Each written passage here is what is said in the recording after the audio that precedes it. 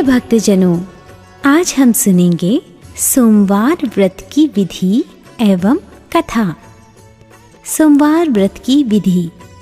सोमवार का व्रत साधारणतया दिन के तीसरे प्रहर तक होता है।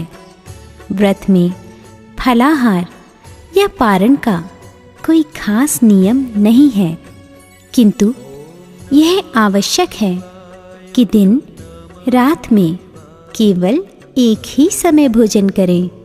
सोमवार के व्रत में शिव जी, पार्वती जी का पूजन करना चाहिए। सोमवार के व्रत 3 प्रकार के हैं। साधारण प्रति सोमवार, सौम्य प्रदोष और 16 सोमवार। विधि तीनों की एक ही जैसी है।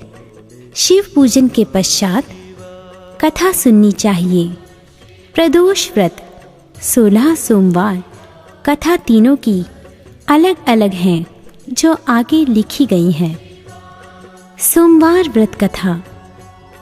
एक बहुत धनवान साहूकार था, जिसके घर धन आदि किसी प्रकार की कमी नहीं थी, परंतु उसको एक दुख था कि उसके कोई पुत्र नहीं था।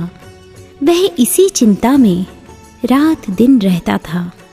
वह पुत्र की कामना के लिए प्रति सोमवार को शिव जी का व्रत और पूजन किया करता था तथा सायंकाल को शिव मंदिर में जाकर शिव जी के श्री विग्रह के सामने दीपक जलाया करता था।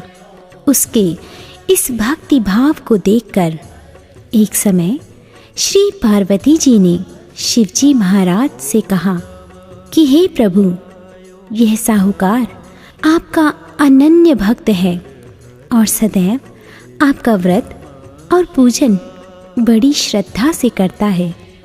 इसकी मनोकामना पूर्ण करनी चाहिए। शिव जी ने कहा, हे पार्वती, यह संसार कर्म क्षेत्र है। जैसे किसान खेत में जैसा बीज बोता है वैसा ही फल काटता है, उसी तरह इस संसार में जैसा कर्म करते हैं वैसा ही फल भोगते हैं। पार्वती जी ने अत्यंत आग्रह से कहा, महाराज, जब यह आपका अनन्य भक्त है और इसको अगर किसी प्रकार का दुख है तो आपको अवश्य ही वह दुख दूर करना चाहिए, क्योंकि आप सदैव अपने भक्तों पर दयालु होते हैं और उनके दुखों को दूर करते हैं। यदि आप ऐसा नहीं करेंगे तो मनुष्य आपकी सेवा तथा व्रत क्यों करेंगे? पार्वती जी का ऐसा आग्रह देख शिव जी महाराज कहने लगे, हे पार्वती, इसके कोई पुत्र नहीं है। इसी चिंता में यह अति दुखी रहता है। इसके भाग्य में पुत्र ना होने पर भी मैं इसे पुत्र की प्राप्ति का वर देता हूँ, परंतु यह पुत्र केवल 12 वर्ष तक जीवित रहेगा। इसके पश्चात वह मृत्यु को प्राप्त हो जाएगा। इससे अधिक मैं और कुछ इसके लिए नहीं कर सकता।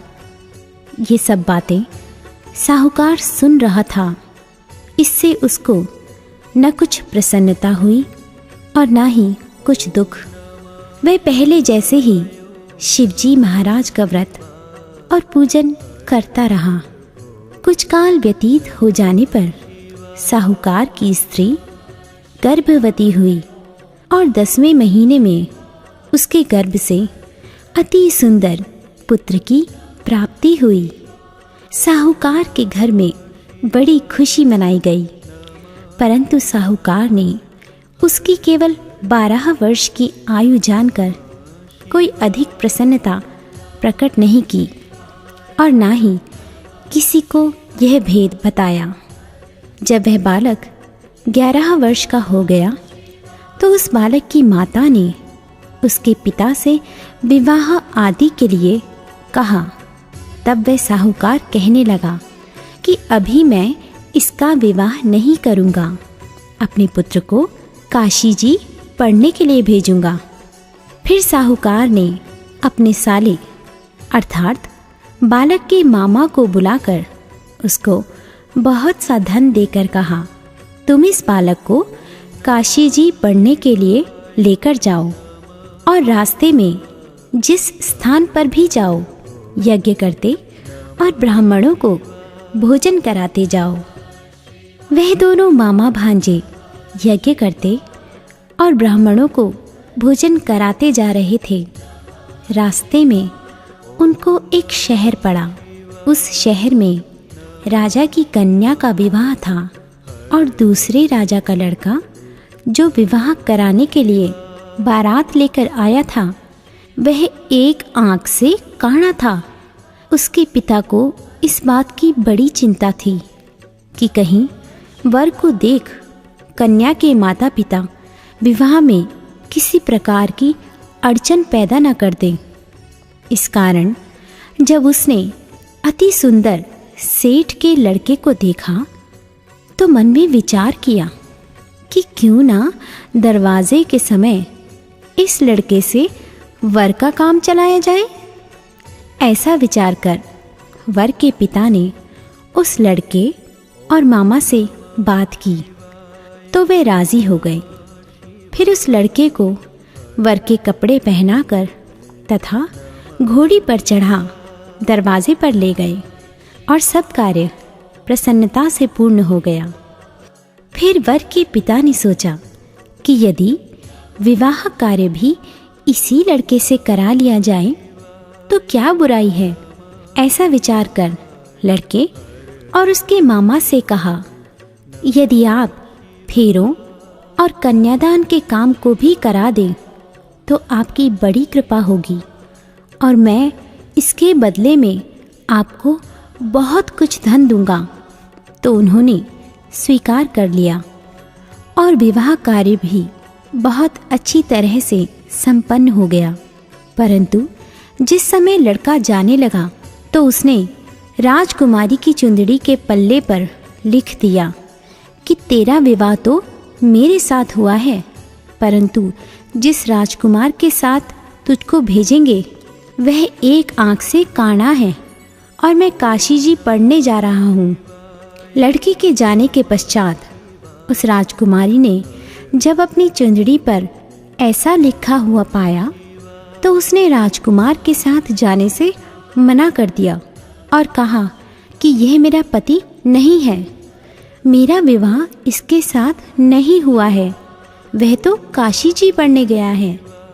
राजकुमारी के माता पिता ने अपनी कन्या को विदा नहीं किया और बारात वापस चली गई। उधर सेठ का लड़का और उसका मामा काशी जी पहुंच गए। वहां जाकर उन्होंने यज्ञ करना और लड़के ने पढ़ना शुरू कर दिया। जब लड़के की आयु 12 साल की हो गई उस दिन उन्होंने यज्ञ रचा रखा था कि लड़के ने अपने मामा से कहा, मामा जी आज मेरी तबीयत कुछ ठीक नहीं है।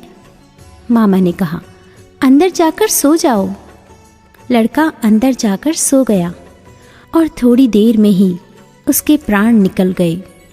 जब उसके मामा ने देखा कि वह बालक मुर्दा पड़ा है तो उसको बहुत दुख हुआ और उसने सोचा कि अगर मैं अभी रोना पीटना मचा दूं तो यज्ञ का कार्य अधूरा रह जाएगा। अतः उसने जल्दी से यज्ञ का कार्य संपन्न कर ब्राह्मणों के जाने के बाद रोना पीटना आरंभ कर दिया। संयोगवश उसी समय शिव पार्वती जी उधर से जा रहे थे। जब उन्होंने जोर जोर से रोने की आवाज़ सुनी तो पार्वती जी कहने लगी, महाराज कोई दुखिया रो रहा है, इसके कष्ट को दूर कीजिए। जब शिव पार्वती जी ने पास जाकर देखा तो वहाँ एक लड़का मुर्दा पड़ा था। पार्वती जी कहने लगी, महाराज ये तो उसी सेठ का लड़का है जो आपके वरदान से हुआ था। शिव जी कहने लगे, हे पार्वती, इसकी आयु इतनी ही थी सो यह भोग चुका। तब पार्वती जी ने कहा, हे महाराज, इस बालक को और आयु दो, नहीं तो इसके माता पिता तड़प तड़प कर मर जाएंगे। पार्वती जी के बार बार आग्रह करने पर शिव जी ने उसको जीवन दान दिया और शिवजी महाराज की कृपा से लड़का जीवित हो गया। शिव पार्वती कैलाश चले गए। तब वह लड़का और मामा उसी प्रकार यज्ञ करते और ब्राह्मणों को भोजन कराते अपने घर की ओर चल पड़े। रास्ते में वे उसी शहर में आए जहां उसका विवाह हुआ था। वहां पर आकर उन्होंने यज्ञ आरंभ कर दिया तो उस लड़के के ससुर ने उसको पहचान लिया और अपने महल में ले जाकर उसकी बड़ी खातिर की। साथ ही बहुत दास दासियों सहित आदरपूर्वक लड़की और जमाई को विदा किया। जब वे अपने शहर के निकट आए तो मामा ने कहा, मैं पहले तुम्हारे घर जाकर खबर कराता हूँ। जब उस लड़के के मामा घर पहुँचे तो लड़के के माता पिता घर की छत पर बैठे हुए थे और यह प्रण कर रखा था कि यदि हमारा पुत्र सकुशल लौट आया तो हम राजी खुशी नीचे आ जाएंगे, नहीं तो छत से गिरकर अपने प्राण खो देंगे। इतने में उस लड़के के मामा ने आकर यह समाचार दिया कि आपका पुत्र आ गया है, तो उनको विश्वास नहीं आया। तब उसके मामा ने शपथ पूर्वक कहा कि आपका पुत्र अपनी स्त्री के साथ बहुत सारा धन लेकर आया है। तो सेठ ने आनंद के साथ उनका स्वागत किया और बड़ी प्रसन्नता के साथ रहने लगा। इसी प्रकार जो कोई भी सोमवार के व्रत को धारण करता है अथवा इस कथा को पढ़ता है और सुनता है, उसकी समस्त मनोकामनाएं पूर्ण होती हैं।